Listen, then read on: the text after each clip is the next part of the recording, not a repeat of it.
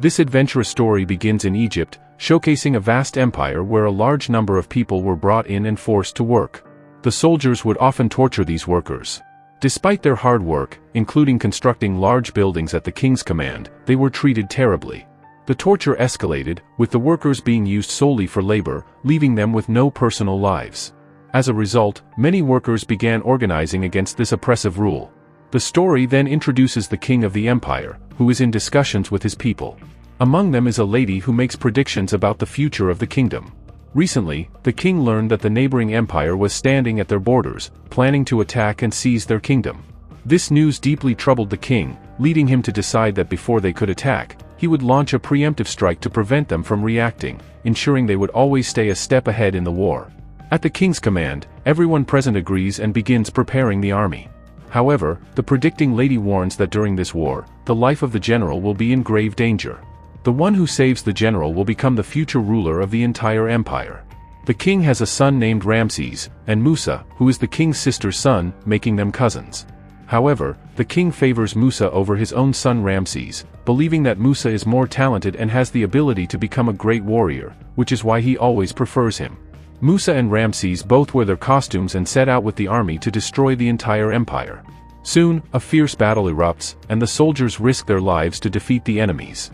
During the battle, Ramses becomes very weak, and several soldiers move toward him to kill him.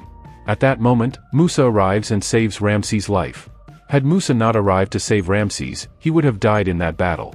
After a hard-fought victory, when Ramses and Musa returned with their army, it was revealed that Musa had saved the general, Ramses' life. According to the lady's prophecy, whoever saved the general would become the future king of the empire. Thus, Musa, who was only a soldier, had now become the rightful heir to the throne. The king, meeting with Musa, spoke about the future. He told Musa, "You will become the new king of this empire, but you are just a soldier, and you don't match my bloodline in any way. How can I make you the king of this empire?" But Musa clearly stated, "Your decision will be final. I will follow whatever you decide because I respect you." The king was deeply impressed by Musa's words. Recently, the king had learned that a group of workers in one part of the empire had gathered and were working against the kingdom, revolting.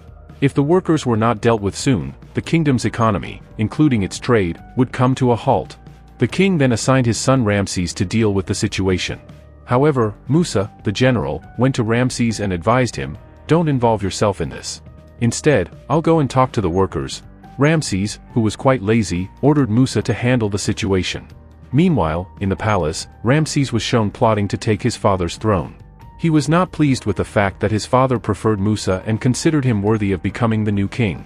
Ramses was determined to remove Musa from his path, and he tried every possible way to do so. The next day, Musa directly travels to the place where all the workers had rebelled. Upon seeing their condition, he became very concerned, wondering how they were managing to live. Musa then meets with the leader of the workers, and after speaking with her, he learns that the workers were extremely angry and could attack at any moment. To avoid getting involved, she had distanced herself from the situation. Musa, however, expressed his desire to talk to all the worker organizations to try and explain his side and find a solution to their problems. Musa then goes to meet with a group of workers, where he encounters a leader named Nain. Musa asks him what the workers' demands are, what they want, so that they can be fulfilled.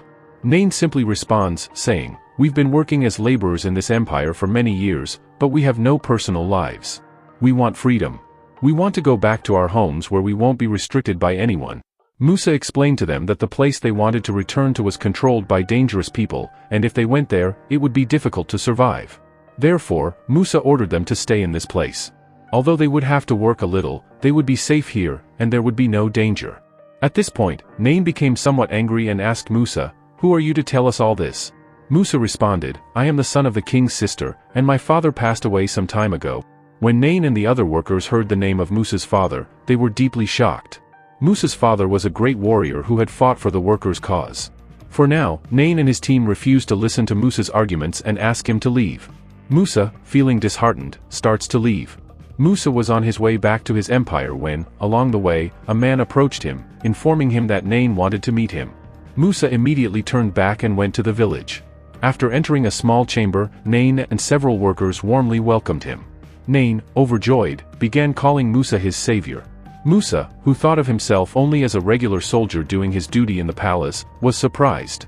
However, Nain revealed a startling truth: Musa was the son of a great warrior. Many years ago, a prophecy had been made that a boy would be born in the empire who would free the workers and eventually become the king of the entire empire. Upon hearing this prophecy, the current king became terrified. He did not want anyone other than his family to take the throne, so he ordered the execution of all children in the empire at that time. However, Musa had been his mother, in an effort to protect him, had sent him far away.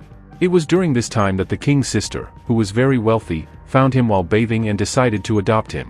From that moment, Musa had believed he was merely the son of the king's sister, never knowing his true origin. Nain was confident that once Musa realized his true identity, he would come to help them. But for now, Musa didn't believe them and thought they were telling fabricated stories. He left the village, heading back to the empire. However, when he arrived, he learned that the king's health had deteriorated severely, and he had passed away. After the king's death, his son, Ramses, was crowned as the new king. Yet, Ramses lacked the abilities required to lead the empire forward. Later, we find out that two people had overheard the conversation between Nain and Musa the previous night. The two people immediately went to their leader and reported everything they had heard. The leader then confronted Ramses, telling him about the prophecy and Musa's true identity. Upon hearing this, Ramses became extremely angry. He immediately called for the king's sister and demanded to know whether Musa was truly her son. The queen kept insisting that Musa was her son, but in his rage, Ramses tried to sever her hand with a sword. At that moment, Musa arrived and declared, "No, I am not her son. I am the son of the king for whom the prophecy was made." After hearing this revelation, Ramses grew even angrier. He ordered that Musa be banished from the kingdom because he did not want the prophecy to come true. Although Ramses wanted Musa to become his general and help lead the kingdom, he was terrified that Musa might kill him and take control of the empire, fulfilling the prophecy. Therefore, to prevent that from happening, Ramses expelled Musa from the kingdom. As Musa was leaving, his mother came to meet him. She told him the truth, saying, "I am not your real mother. I found you by the river and adopted you. However, the king's sister, Marian, is your real mother." Musa was completely confused and unable to understand what was happening. He had no idea who his real parents were. But for the time being, he had no answers to these questions. Musa then set out on a long journey, reaching a desolate area where there were no signs of human life. Despite the hardships, Musa kept riding on horseback, continuing forward. After crossing the mountainous region, he reached a village. As Musa approached a well, he saw several women drawing water. Suddenly, a group of shepherds arrived at the place uninvited and began watering their animals. Musa, feeling thirsty, attempted to drink from the water, but the owners of the animals insisted that they would drink first. Musa, frustrated by this, drew his sword, planning to intimidate them. Upon seeing his sword, the shepherds quickly fled, leaving the women around the well pleased with Musa. Grateful for his presence, they invited him to their village to have a meal. Musa, with no other option, accepted their invitation and went with them. He was impressed by their hospitality and decided to stay for some time. Over time, Musa became an integral part of their community. He developed a fondness for one of the women, and soon after, they married. They had a lovely child together, and Musa embraced his new life as a family man, taking on the responsibility of caring for the animals as a shepherd. Years passed, and despite his peaceful life, Musa never once thought about returning to Egypt. One day, while traveling with his animals through a mountainous region that the locals considered sacred, disaster struck. As he ascended, a sudden landslide occurred, causing rocks and dirt to tumble down the mountain. In an attempt to save his animals, Musa became trapped in the rubble and fell down the mountain. When he regained consciousness, he found himself buried in the dirt. Suddenly, a fire broke out on a tree nearby, and a child appeared, approaching Musa and speaking to him. The child told Musa, "This is not your true place. You belong to Egypt, and the people there are still waiting for you."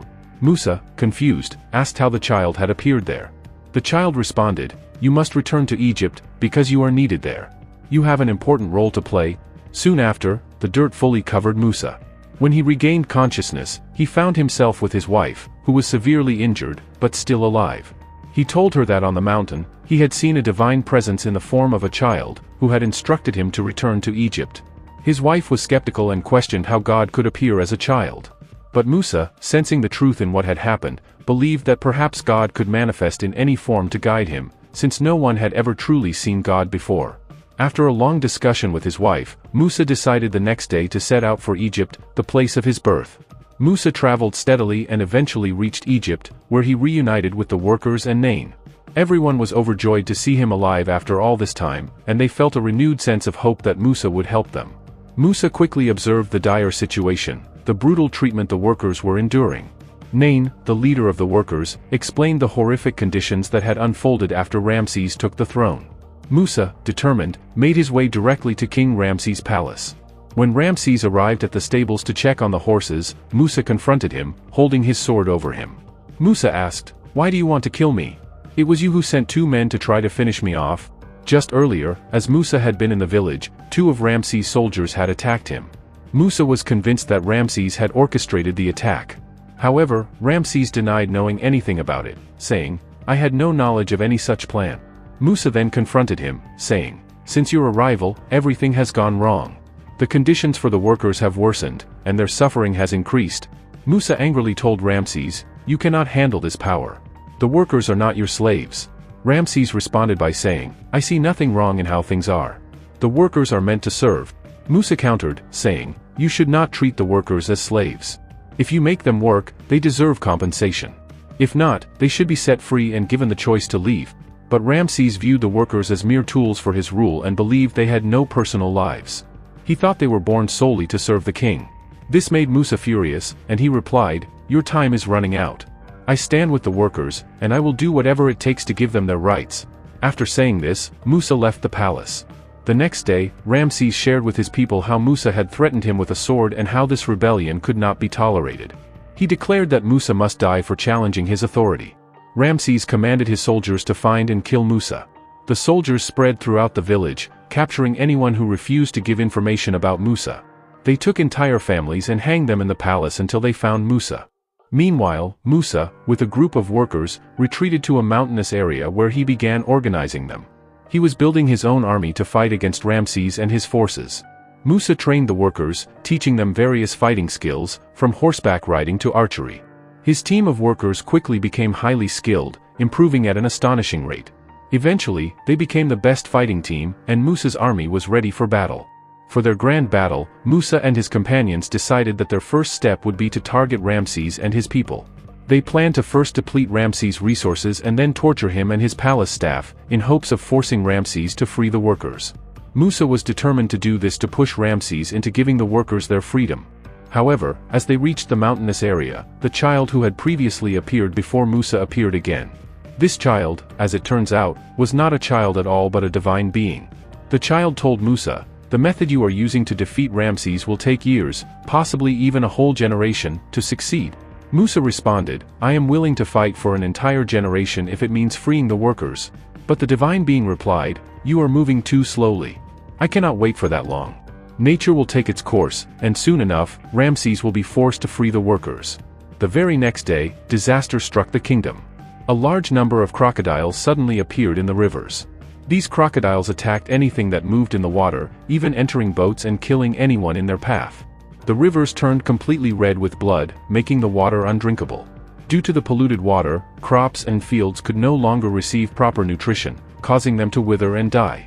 All the fish and animals in the rivers perished as well. Ramses and his people became greatly distressed, as their resources were rapidly depleting. But the disaster didn't end there. The divine being sent a swarm of mosquitoes to spread disease throughout the kingdom. The combination of depleted resources and the disease spread by the mosquitoes caused a full-blown epidemic. Even Ramses and his palace staff were not spared. The kingdom was in chaos, with everyone suffering from the effects of the plague. Due to the ongoing disaster, Ramses received a message on horseback from Musa, which read that these calamities were being caused by God and that he should release the workers and set them free. However, instead of releasing the workers, Ramses became even angrier and doubled their workload, continuing to torture them. This infuriated God, who, in response, unleashed even greater wrath on the kingdom. A violent storm struck, destroying the remaining food supplies and resources, leaving the empire in dire straits. The situation worsened to the point that everyone in the kingdom had to leave, but Ramses refused to let them go. Ramses' patience finally broke, and he began to realize the wrongness of his actions. He went to pray to God, but as he did, he sensed that Musa might be nearby. Ramses called out for him, but Musa was not there. Furious, Ramses became increasingly frustrated and even challenged God. He declared, "If you continue to do this, I will kill every child that is born in this kingdom, ensuring that the population of the workers and the empire will never grow." At this point, Musa met with God again, who was extremely angry, as despite everything that had happened, Ramses still refused to listen. God stated that, although Ramses was not yielding, he could make things even worse. However, Musa pleaded with God to stop, as many of his own people lived in Egypt, and he did not want them to suffer. God responded, saying, "Given Ramses' threat to kill all the children, I will curse the kingdom tonight. It will be the last night for every child born in the empire, except for the children of you and your workers. You must place a little blood outside your home so that they may be spared from harm." Musa then headed straight to Ramses' palace. Musa warned Ramses, telling him that he still had time to reconsider, or else God could bring even worse calamities upon him. However, Ramses spoke to Musa harshly, and he was not going to back down. As night fell, as decreed by God, all the children of Ramses' family died. The next morning, Ramses was devastated to find that his son was among the dead. He approached Musa, angrily demanding to know, "What kind of God allows children to die like this?" Musa, with sadness, replied, "None of the children from the workers were harmed that night. This happened only because of your actions. It is because of you that your entire family has had to endure this." In his fury, Ramses ordered, "Take your workers and leave immediately. My empire will be destroyed if this continues." Finally, Musa had achieved what he had hoped for, freedom for the workers. He began leading all the workers and people away from the empire, heading toward the place where he had once lived. After so many years, the workers were finally free, and they were overjoyed. But Ramses, having lost his son, couldn't bear the thought of letting them go. He believed they had caused him too much pain and vowed to exact a terrible revenge. Ramses decided that he would march with his entire army to pursue Musa and the workers, intending to kill them all. Without wasting any time, Ramses set off with his army to track them down. Although they had a considerable head start, Musa had advanced chariots that allowed him to cover long distances quickly. Musa and his companions soon realized that Ramses was chasing them with his entire army.